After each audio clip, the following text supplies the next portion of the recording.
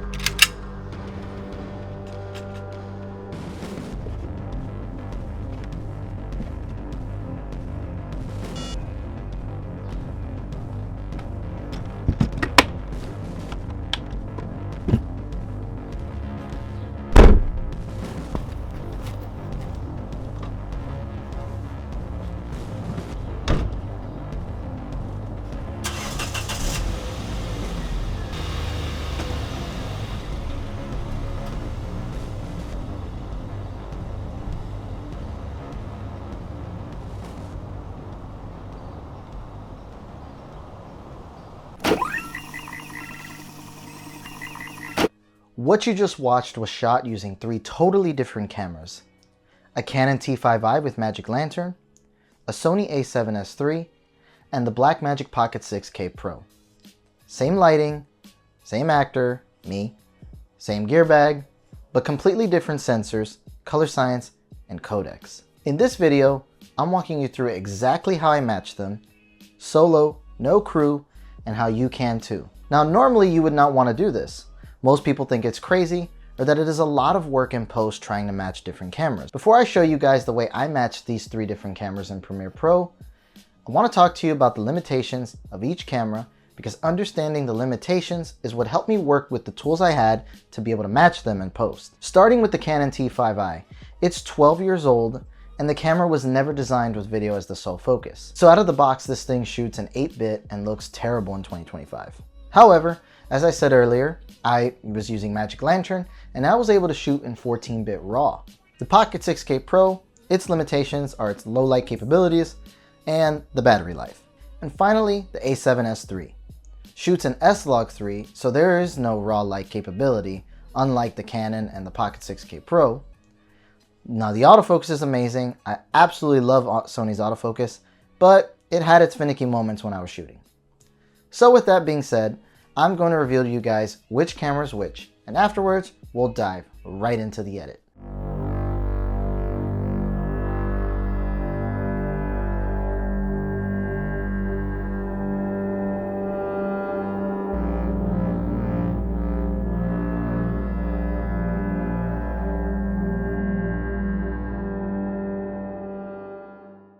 Alright guys, so as promised, we're diving right into the edit.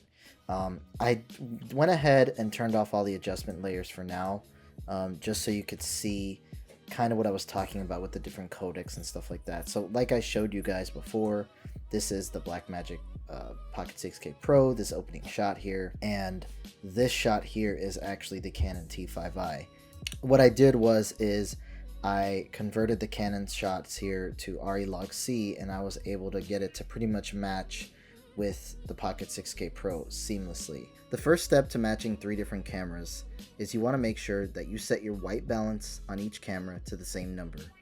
Any difference in number between any of the different cameras and your shot will be completely thrown off. And in some cases, like I'm about to show you guys, you're going to see how in S-Log3, even though I matched the white balance perfectly, there was still like a completely different color shift that was happening. I personally think it was due to the way S-Log3, like the processing behind S-Log3 is so different from Blackmagic RAW and the Magic Lantern RAW format for the Canon. The second step is you want to make sure that you're shooting all your cameras in a flat picture profile. You don't want to shoot with color baked in. All of these shots are flat. Like if I turn off the adjustment layers here, you'll see every single shot is flat. And I did that on purpose. Now with the Canon though, I will say this, slight disclaimer. With the Canon footage, it does not look like this out of the box. It does not look this flat. You actually, when you're manipulating the footage in MLV, which is Magic Lantern Video, you have to convert it to a different color space so that it can come out looking like this, because it naturally doesn't look like this. But by having all of your footage flat, it helps you when you're color grading to dial in the look that you want. And the third thing you want to do is you want to make sure that you're filming in a high quality, of course, on all cameras. Mostly you want to shoot everything in 4K so that it all matches, because I was going to deliver this in 4K anyway. However, I did shoot the Blackmagic in its highest quality, 6K, but I knew I was going to downscale it later. And surprisingly, the Canon footage holds up, because the Canon doesn't even shoot in 4K. These are the 3 steps that you need to do in order to make sure that you can match all 3 cameras.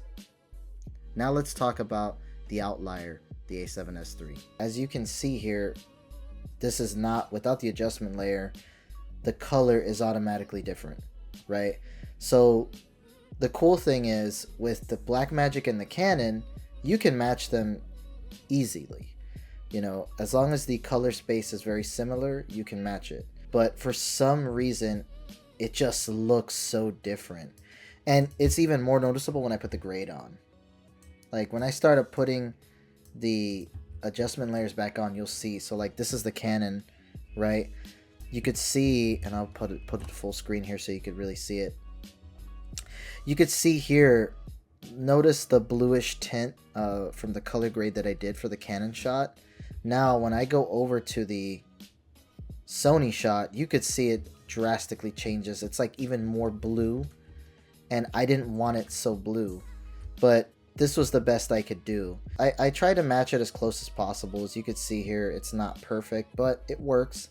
Gets the job done. That's one of the main reasons I didn't use the Sony shot so much, is because I didn't want people to linger on that shot and start picking at the differences in the color and get thrown out of the story. I wanted people to just, you know, get in the story, stay in the story, get sucked in. It just goes to show you guys, you can match 3 different cameras easily. You just need to be willing to put in the time, get to know your cameras. You really do have to know the limitations, like I mentioned earlier, and it can really help you get a good grip of how to match them in post. Could you tell which shot came from which camera prior to me showing you? Most people can't, and that's the point. You don't need to own 3 of the same camera to make something cinematic. You just need to know how to match your tools with your intent. Now, I normally wouldn't recommend doing this. I would recommend you getting 3 of the same camera to make it easier on yourself, but just know that it's not impossible to match looks. Again, the camera isn't the look, you are. Drop a comment below if you ever had to match different cameras in a scene, what worked for you, and what didn't. And if you want more tutorials like this, straight to the point, grounded in storytelling, not just specs, like and subscribe. This is Crosshammer Films. Shoot smarter, not bigger.